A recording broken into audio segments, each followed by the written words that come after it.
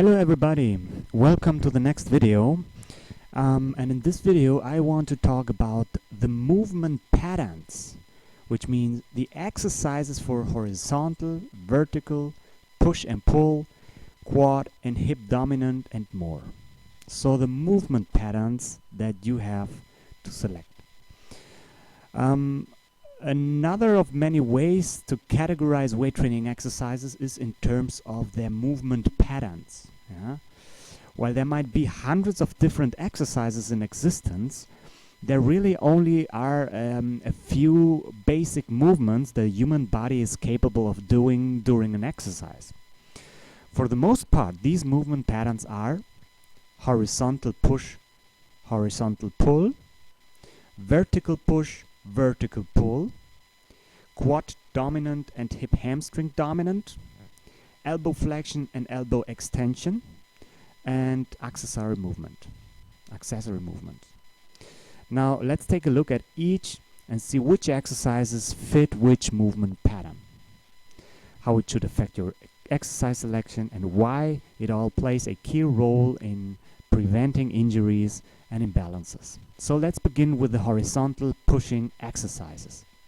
A horizontal pushing exercise is any exercise that involves moving a weight straight out in front of you so that it's going away from your torso horizontally. Think about, for example, bench press. Specifically, the most common example of horizontal pushing movements are bench press, low incline bench press, decline bench press, flat incline or decline chest press machine, and flat incline or decline flies. Then we have the horizontal pulling exercises. A horizontal pulling exercise is any exercise that involves moving a weight in towards your torso horizontally from straight out in front of you, like for example in rows. Specifically, the most common example of horizontal pulling movements are bent over rows, seated cable rows, T-bar rows, and chest supported machine rows. Then we have the vertical pushing exercises.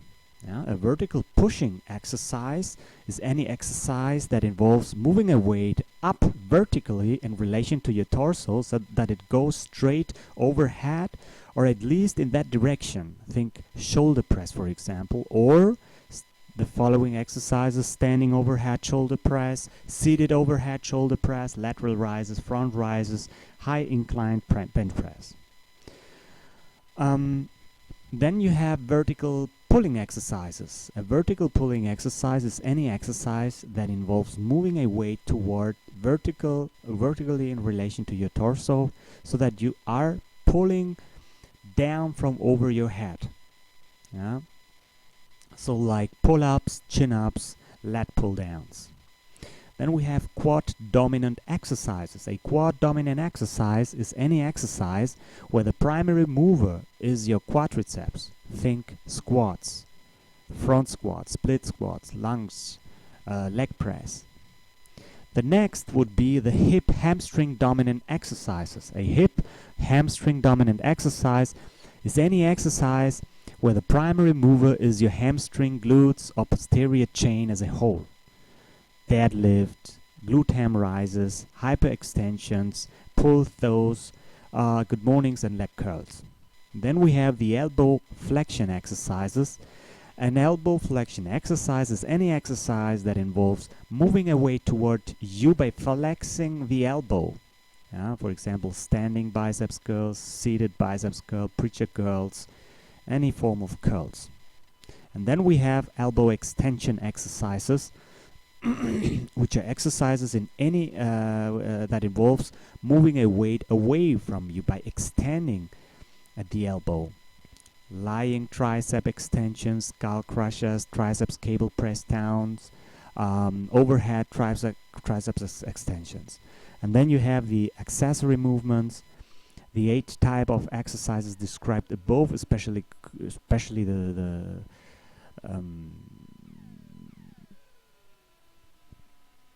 the first 6 that I have described above or before. are considered the major movement patterns and the ones that should get the most attention. However, there are other minor movement patterns that I like to lump into the one general accessory type category, and this mostly includes the leftover isolation exercises that don't fit into any of the other categories. For example, calf rises, ab exercises, rotated cuff work, shrugs, things like that. Why should we care about movement patterns? You may be wondering why the hell anything I just told you is of any importance to you or your workout routine's exercise selection. There are three reasons. For starters, your overall weight training program should be comprised of exercises from every movement patterns. And if it is not, it means you're missing something and failing to properly train your entire body.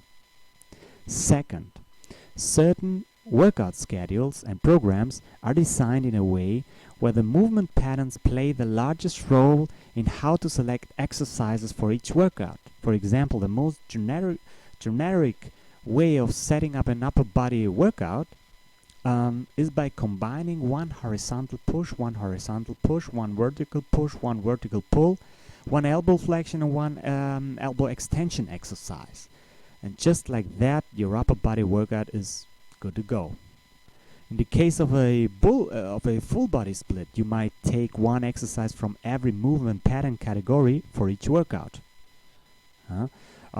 You will get more information and more detailed information about that in our ebook, the link you will find below. So, depending on the exact routine you use, movement patterns could be a key part of the exercise selection process. And the third reason you should care about movement patterns is for the purpose of preventing common weight training injuries and imbalances caused by typical crappy exercise selection. If you push more than you pull, something will almost always eventually going to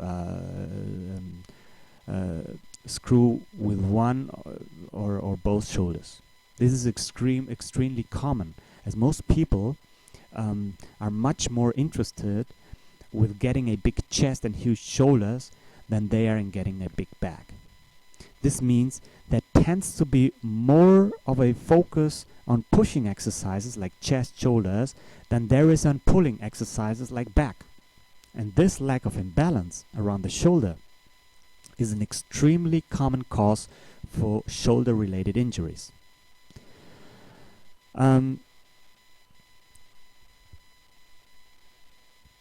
I also now know that the way to prevent these injuries is by balancing the opposing movement patterns. Like, for every horizontal push, you should have a horizontal push. For every vertical push, you should have a vertical pull. And for every elbow extension, you should have an elbow for every elbow flexion, you should have an elbow extension. Example would be, for every bench press, you should have a row. For every shoulder press, you should have a chin-up or pull-up. And for every biceps curl, you should have a tricep extension, for example. It gets a little trickier with the lower body, as there is a lot of overlap between quad dominant and hamstring dominant movements. But generally speaking, for each quad dominant movement, there should usually be a hip ham dominant movement too. And not only should the amount of exercises for each opposing movement pattern be equal, but the amount of volume, set reps, done should be pretty close, if not exactly the same as well. This doesn't necessarily always have to balance out during each individual workout if that's not how your program is set up. For example, if your workout routine is designed in a way where you are training opposing movement patterns in the same workout, then the amount of volume and exercises for each should indeed be pretty equal and balanced in that specific workout. But if your workout routine is designed in a way where you are not training opposing movement patterns in the same workout, then the goal is to ensure that the amount of exercises and volume for each ends up being pretty equal and balanced over the course of the week. Meaning if you have X sets of bench presses at the end of the week, you should usually have X set of rows too. And epsilon sets of overhead presses, then there should be epsilon sets of chin-ups, pull-ups, pull-downs. So you get the picture. There are some rare exceptions to all of the above recommendations, but for most people, most of the time, here is the moral of the lesson today. Setting up your weight training routine in a way that ensures there is balance around the joints, shoulder, knee, elbow, and balance about the different movement patterns, horizontal push, pull, vertical push, pull, etc., is key to injury prevention and building a balanced body. Don't ignore that. So what's next? At this point, there's really only one remaining way to categorize weight training exercises, and that is in terms of muscle group body part they target. This we will talk about in the next video, and I wish you a nice day, and bye bye.